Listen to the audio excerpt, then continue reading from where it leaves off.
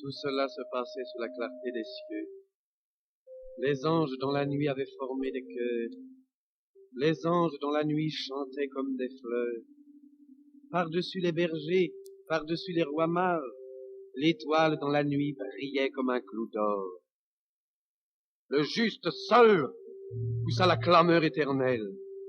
Les larrons ne criaient qu'une clameur humaine, car ils ne connaissaient qu'une détresse humaine. Ils n'avaient éprouvé qu'une détresse humaine. Lui seul pouvait crier la clameur surhumaine. Lui seul connut alors cette surhumaine détresse. Sa gorge qui lui faisait mal, qui lui cuisait, qui lui brûlait, qui lui déchirait. Sa gorge sèche et qui avait soif. Son gosier sec, son gosier qui avait soif. Sa main gauche qui lui brûlait et sa main droite. Son pied gauche qui lui brûlait et son pied droit. Parce que sa main gauche était percée et sa main droite. Et son pied gauche était percé et son pied droit. Tous ces quatre membres, ces quatre pauvres membres. Et son flanc qui lui brûlait, son flanc percé, son cœur percé. Et son cœur qui lui brûlait, son cœur consumé d'amour. Son cœur dévoré d'amour.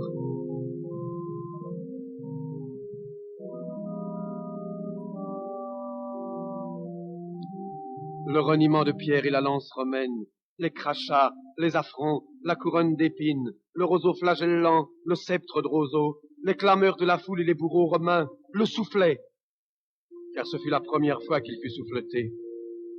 Il n'avait pas crié sous la lance romaine, il n'avait pas crié sous le baiser parjure, il n'avait pas crié sous l'ouragan d'injures, il n'avait pas crié sous les bourreaux romains. Alors pourquoi cria-t-il? Devant quoi cria-t-il? Tristis, tristis usque ad mortem. Triste jusqu'à la mort. Mais jusqu'à quelle mort? Jusqu'à faire une mort? Ou jusqu'à cette date de la mort? Il revoyait l'humble berceau de son enfance, la crèche où son corps fut couché pour la première fois. Il prévoyait le grand tombeau de son corps mort, le dernier berceau de tout homme. Il faut que tout homme se couche pour dormir censément, apparemment, pour enfin reposer, pour trouver son corps entre quatre temps, en attendant la résurrection des corps, jusqu'à la résurrection des corps, heureux quand les âmes ne pourrissent point.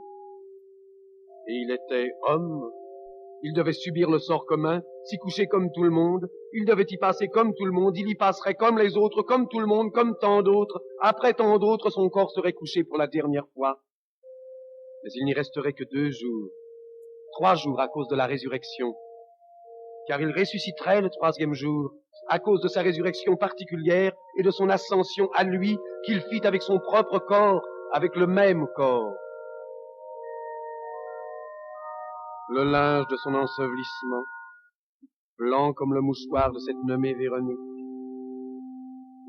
le linge blanc comme un lange, et que l'on entoure tout à fait comme un lange, mais plus grand, beaucoup plus grand, parce que lui-même il avait grandi.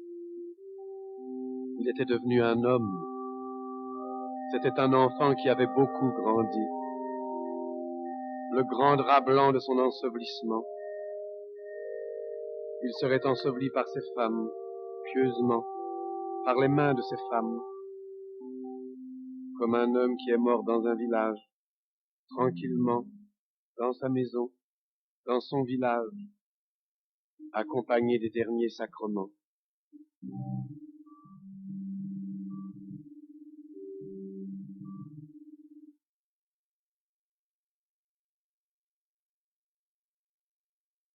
Il saisit d'un regard toute sa vie humaine, que 30 ans de famille et 3 ans de public n'avaient point accompli, que 30 ans de travail et 3 ans de prière, 33 ans de travail, 33 ans de prière n'avaient point achevé, que 30 ans de charpente et 3 ans de parole, 33 ans de charpente, 33 ans de parole, secrète, publique, n'avaient point épuisé, car il avait travaillé dans la charpente.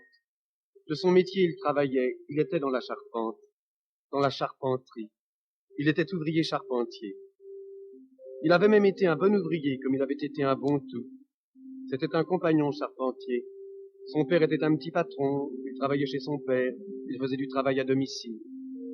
Il voyait, il revoyait aussi l'établi et le rabot, l'établi, le billot pour appuyer le morceau de bois que l'on fend, l'acier et la varlope, les beaux vrillons, les beaux copeaux de bois, la bonne odeur du bois frais, fraîchement coupé, fraîchement taillé, fraîchement scié, et la belle couleur, et la belle odeur, et la bonne couleur et la bonne odeur du bois quand on enlève l'écorce, quand on le plure comme un bon fruit que l'on mangerait. Mais ce sont les outils qu'il mange, et l'écorce qui se sépare, qui s'écarte, qui se pèle, qui s'enlève délicatement sous la cognée, qui sent si bon et qui a une si belle couleur brune. Il était fait pour ce métier-là, sûrement. Le métier des berceaux et des cercueils qui se ressemblent tant, des tables et des lits, et aussi des autres meubles, de tous les meubles, car il ne faut oublier personne, il ne faut décourager personne. Le métier des buffets, des armoires, des commodes, des mets pour mettre le pain, des escabeaux, et le monde n'est que l'escabeau de vos pieds. Il avait été un bon ouvrier, un bon charpentier, comme il avait été un bon fils pour sa mère Marie, un enfant bien sage, bien docile, bien soumis, bien obéissant à ses pères et mères. Un enfant comme tous les parents voudraient en avoir. Un bon fils pour son père Joseph, pour son père nourricier Joseph, le vieux charpentier, le maître charpentier, comme il avait été un bon fils aussi pour son père qui est aux cieux, comme il avait été un bon pauvre, comme il avait été un bon citoyen. Il avait été un bon fils pour ses pères et mères, jusqu'au jour où il avait commencé sa mission, sa prédication. Un bon fils pour sa mère Marie, jusqu'au jour où il avait commencé sa mission. Parce qu'il avait commencé sa mission. Depuis 3 jours, elle pleurait. Depuis 3 jours, elle errait, elle suivait le cortège, elle suivait les événements. Elle suivait comme à un enterrement. Mais c'était l'enterrement d'un vivant encore. Elle suivait ce qui se passait. Elle suivait comme si elle avait été du cortège, de la cérémonie. Elle suivait comme une suivante, comme une servante, comme une pleureuse des Romains, des enterrements romains, comme si ça avait été son métier de pleurer. Elle suivait comme une pauvre femme, comme une habituée du cortège, comme une suivante du cortège, comme une servante, déjà comme une habituée. Elle suivait comme une pauvresse, comme une mendiante. Eux qui n'avaient jamais rien demandé à personne, à présent, elle demandait la charité. Sans en avoir l'air, elle demandait la charité, puisque sans en avoir l'air, sans même le savoir, elle demandait la charité de la pitié, d'une piété, d'une certaine piété, pietà. Voilà ce qu'il avait fait de sa mère depuis qu'il avait commencé sa mission. Elle suivait, elle pleurait, elle pleurait, elle pleurait. Les femmes ne savent que pleurer. On la voyait partout, dans le cortège, mais un peu en dehors du cortège, sous les portiques, sous les arcades, dans les courants d'air, dans les temples, dans les palais, dans les rues, dans les cours et dans les arrière-cours. Et elle était montée aussi sur le calvaire. Elle aussi, elle avait gravi le calvaire qui est une montagne escarpée. Et elle ne sentait seulement pas qu'elle marchait. Elle ne sentait seulement pas ses pieds qui la portaient. Elle ne sentait pas ses jambes sous elle. Elle aussi, elle avait gravi son calvaire. Elle aussi, elle avait monté dans la cohue, un peu en arrière, monté au Golgotha, sur le fait, jusqu'au fait, où il était maintenant crucifié, cloué des 4 membres, comme un oiseau de nuit sur la porte d'une grange. Lui, le roi de lumière, au lieu appelé Golgotha, c'est-à-dire la place du crâne.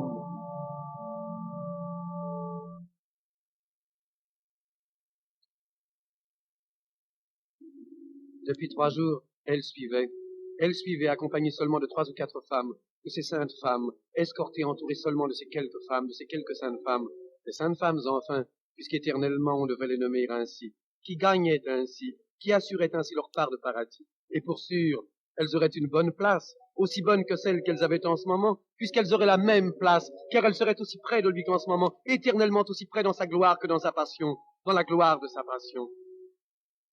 Voilà ce qu'il avait fait de sa mère, d'une mère maternelle. Ce qu'il y a de curieux, c'est que tout le monde la respectait. Les gens respectent beaucoup les parents des condamnés. Ils disaient même, la pauvre femme, on pensait, c'est la famille du condamné. On disait même à voix basse, on se le disait entre soi avec une secrète admiration. Et on avait raison. C'était toute sa famille charnelle et sa famille élue, sa famille sur la terre et sa famille dans le ciel. Depuis 3 jours, les gens disaient, elle a vieilli de 10 ans, je l'ai encore vue, je l'avais encore vue la semaine dernière, en 3 jours, elle a vieilli de 10 ans. Elle suivait, elle pleurait. Elle ne comprenait pas très bien. Elle comprenait très bien que le gouvernement était contre son garçon, ce qui est une mauvaise affaire, que le gouvernement était pour le mettre à mort, toujours une mauvaise affaire, et qui ne pouvait pas bien finir. Tous les gouvernements s'étaient mis d'accord contre lui. Le gouvernement des Juifs et le gouvernement des Romains, le gouvernement des juges et le gouvernement des prêtres, le gouvernement des soldats et le gouvernement des curés. Il n'en réchapperait sûrement pas, certainement pas. Tout le monde était contre lui, tout le monde était pour sa mort, pour le mettre à mort, voulait sa mort. Des fois, on avait un gouvernement pour soi et l'autre contre soi. alors on pouvait en réchapper. Mais lui, tous les gouvernements d'abord, et le gouvernement et le peuple. C'est ce qu'il y avait de plus fort. C'était ça surtout qu'on avait contre soi. Le gouvernement et le peuple qui d'habitude ne sont jamais d'accord. Et alors on en profite, on peut en profiter. Il est bien rare que le gouvernement et le peuple soient d'accord. Et alors, celui qui est contre le gouvernement est avec le peuple pour le peuple. Et celui qui est contre le peuple est avec le gouvernement pour le gouvernement. Celui qui est appuyé par le gouvernement n'est pas appuyé par le peuple. Celui qui est soutenu par le peuple n'est pas soutenu par le gouvernement. Alors, en s'appuyant sur l'un ou sur l'autre, sur l'un contre l'autre, on pouvait quelquefois en réchapper. On pourrait peut-être s'arranger. Mais il n'avait pas de chance. Elle voyait bien que tout le monde était contre lui, le gouvernement et le peuple, ensemble, et qu'ils auraient sa peau. Elle aussi, elle était montée avec tout le monde jusqu'au fait, sans même s'en apercevoir. Ses jambes la portaient sans même s'en apercevoir. Elle aussi, elle avait fait son chemin de croix. Les 14 stations. Au fait, était-ce bien 14 stations? Y en avait-il bien 14? Elle ne savait plus au juste. Elle ne se rappelait plus. Pourtant, elle les avait faites, elle en était sûre. Mais on peut se tromper. Dans ces moments-là, la tête se trouble. Nous autres qui ne les avons pas faites, nous le savons. Elle qui les avait faites, elle ne le savait pas. Elle suivait de loin, de près, d'assez loin, d'assez près, cette cohue hurlante, cette meute qui aboyait et mordait, cette cohue hurlante qui hurlait et tapait, sans conviction, avec conviction, car ils accomplissaient les Écritures. On peut dire qu'ils tapaient religieusement, puisqu'ils accomplissaient les Écritures des prophètes. Tout le monde était contre lui, depuis Ponce Pilate, ce Ponce Pilate, Pontius Pilatus, Pontio Pilato Passus et Sepultus est. Un brave homme, du moins on le disait, un brave homme, bon, pas méchant, un Romain qui comprenait les intérêts du pays et qui avait beaucoup de mal à gouverner ces Juifs qui sont une race indocile. Seulement voilà, depuis 3 jours, une folie les avait pris contre son garçon, une folie, une espèce de rage, oui, ils s'étaient enragés après lui. Qu'est-ce qu'ils avaient? Ils n'avaient pourtant pas fait tant de mal que ça. Tous, lui en tête, Ponce Pilate, l'homme qui se lavait les mains, le procurateur pour les Romains, le procurateur de Judée, tous, et Caïphe, le grand prêtre, les généraux, les officiers, les soldats, les sous-officiers, centeniers, centurions, décurions, les prêtres et les princes des prêtres, les écrivains, c'est-à-dire les scribes, les pharisiens, les publicains, les péagers, les pharisiens et les sadducéens, les publicains qui sont comme qui dirait les percepteurs et qui ne sont pas pour ça des hommes plus mauvais que les autres.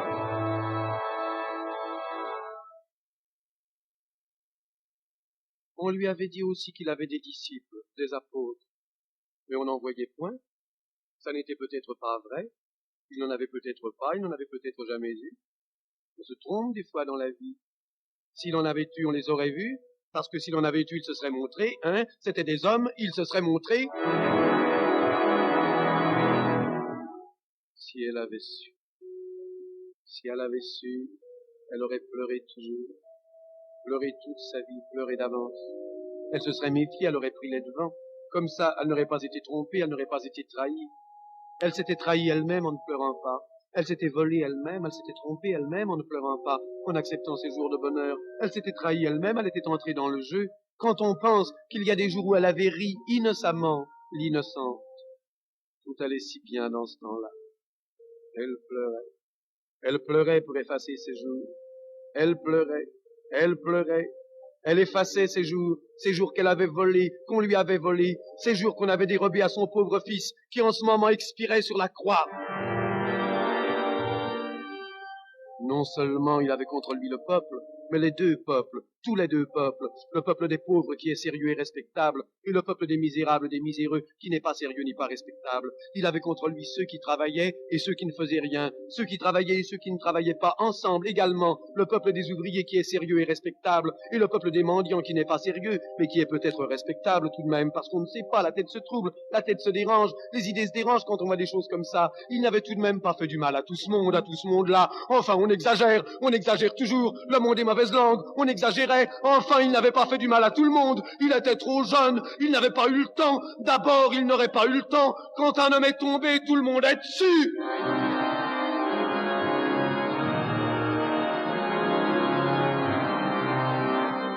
Vous savez, chrétien, ce qu'il avait fait?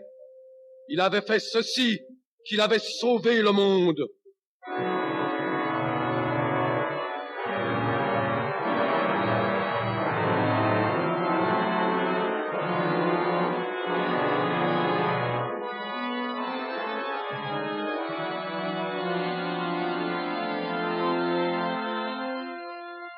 Elle pleurait. Elle était devenue affreuse. Les cils collés, les deux paupières, celle du dessus et celle du dessous, gonflées, meurtries, sanguinolentes, les joues ravagées, les joues ravinées, les joues ravaudées. Ses larmes lui avaient comme labouré les joues. Les larmes de chaque côté lui avaient creusé un sillon dans les joues. Les yeux lui cuisaient, lui brûlaient. Jamais on n'avait autant pleuré. Et pourtant, ce lui était un soulagement de pleurer. La peau lui cuisait, lui brûlait. Et lui, pendant ce temps-là, sur la croix, les 5 plaies lui brûlaient. Et il avait la fièvre. Et elle avait la fièvre. Et elle était ainsi associée à sa passion.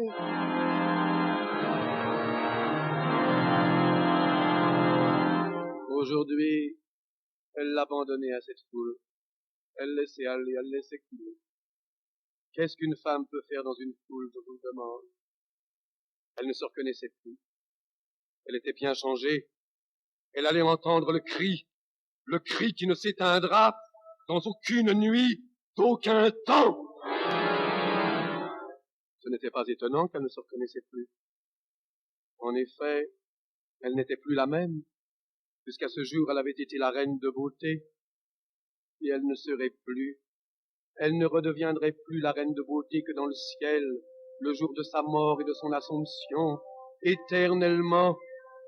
Mais aujourd'hui, elle devenait la reine de miséricorde, comme elle sera dans les siècles des siècles.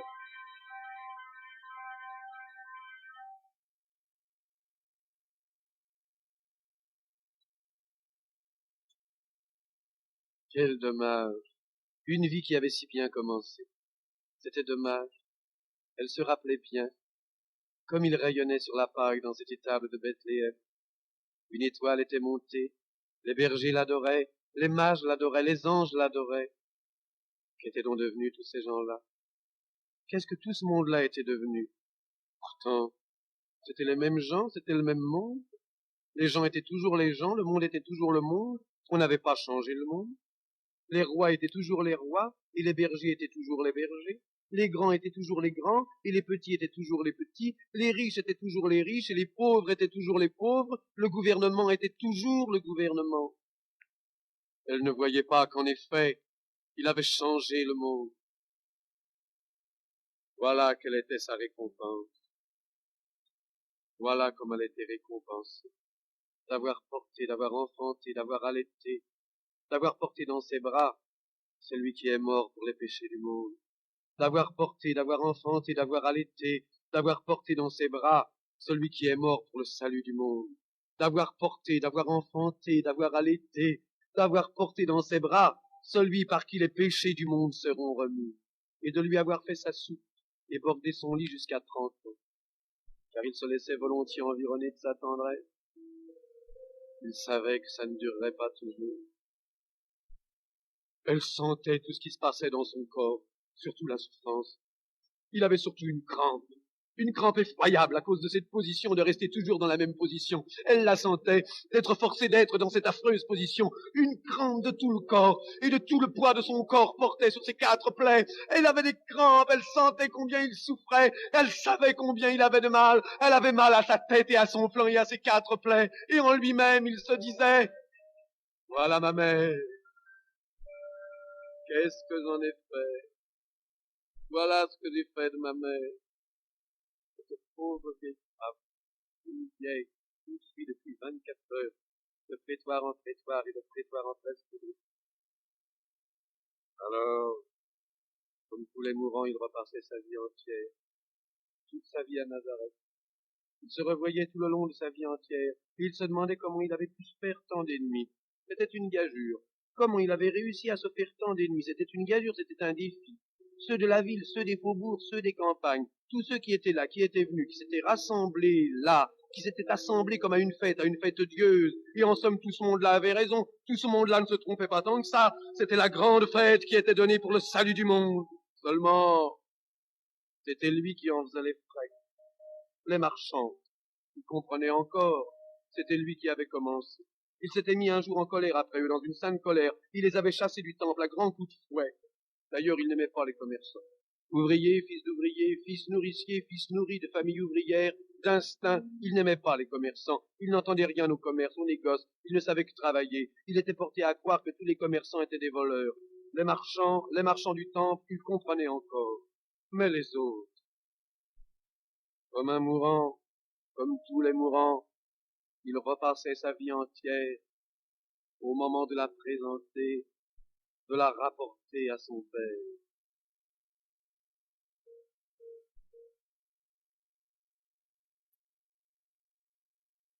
Un jour, les camarades l'avaient trouvé trop grand, simplement. Un jour, les amis l'avaient trouvé trop grand. Un jour, les citoyens l'avaient trouvé trop grand. Il n'avait pas été prophète en son pays. Chrétien, vous savez pourquoi? C'est qu'il était venu annoncer le règne de Dieu. Tout le monde l'avait trouvé trop grand. Ça se voyait trop qu'il était le fils de Dieu quand on le fréquentait. Les Juifs l'avaient trouvé trop grand pour un Juif, trop grand Juif. Ça se voyait trop qu'il était le Messie prédit par les prophètes, annoncé, attendu depuis les siècles des siècles. Il avait semé tant d'amour. Il récoltait tant de haine. Son cœur lui brûlait, son cœur dévoré d'amour. Et à sa mère, il avait apporté ceci, de voir ainsi traiter le fruit de ses entrailles. Comme il avait semé, il n'avait pas récolté. Son père savait pourquoi. Ses amis l'aimaient-ils autant que ses ennemis le haïssaient? Son père le savait. Ses apôtres l'aimaient-ils autant que ses ennemis le haïssaient? Son père le savait. Les 11 l'aimaient-ils autant que le 12e, que le 13e l'avait trahi? Son père le savait. Son père le savait. Qu'était-ce donc l'homme? Cet homme qu'il était venu sauver, dont il avait revêtu la nature. Il ne le savait pas. Comme homme, il ne le savait pas. Car nul homme ne connaît l'homme. Car une vie d'homme, une vie humaine comme homme, ne suffit pas à connaître l'homme quand il est grand, et quand il est petit, quand il est haut, et quand il est bas. Qu'est-ce que c'était donc l'homme? Cet homme dont il avait revêtu la nature, son père le savait. Comme il sentait monter à lui sa mort humaine, sans voir sa mère en pleurs et douloureuse en bas, droite au pied de la croix, Jésus mourant, pleura sur la mort de Judas. Mourant de sa mort, de notre mort humaine, il pleura sur cette mort éternelle.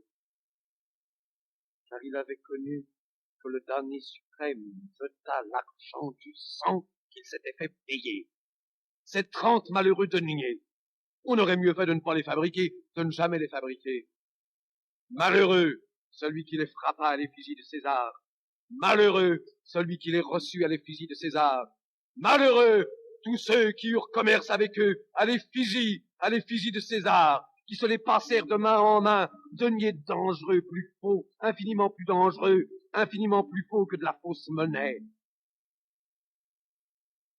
Ils voyaient tout d'avance, et tout en même temps. Ils voyaient tout après, ils voyaient tout avant, ils voyaient tout pendant, ils voyaient tout. Tout lui était présent de toute éternité. Et c'est alors qu'il sut la souffrance infinie. C'est alors qu'il connut. C'est alors qu'il apprit. C'est alors qu'il sentit l'infinie agonie et cria comme un fou l'épouvantable angoisse. Clameur dont chancela Marie encore debout. Et par pitié du Père, il eut sa mort humaine.